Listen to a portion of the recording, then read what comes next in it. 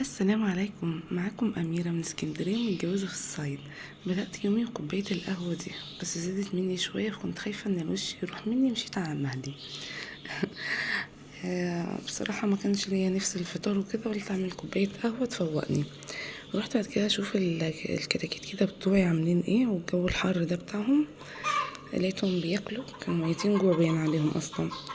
النهارده يومي عدى بسرعه، قلت اعمل للعيال عدس، وده فلفل سلقته عملت له كده تتبيله، توم وفلفل وبهارات وليمون وخل وكده اهو.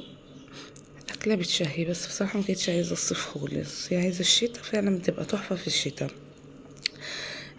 فحبيت اروق بقى على العيال كده واعمل لهم حاجه حلوه، قلت اعمل لهم الدوناتس. اول مره في حياتي بعمله، اقسم بالله اول مره اعمله. هو بصوا بيتقطع، اي نعم كده بضغط عليه، بس عشان كان طالع من التلاجة. الشوكولاته دي شوكولاته عاملاها في البيت اقتصاديه، يعني ما جبت الشوكولاته كده. هو طلع بصراحه تحفه، بصراحه يعني طلع حلو جدا، وما شربش زيت خالص.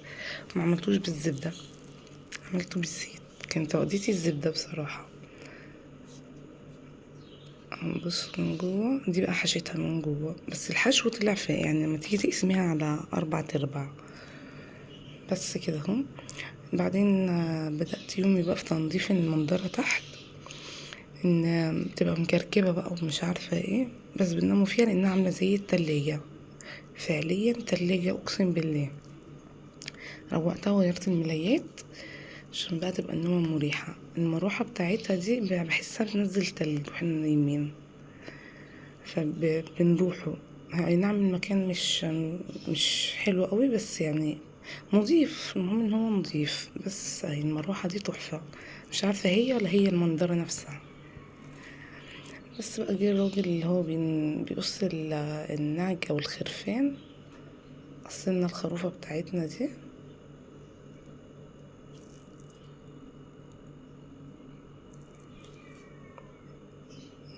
شايفين ايده هو المقص،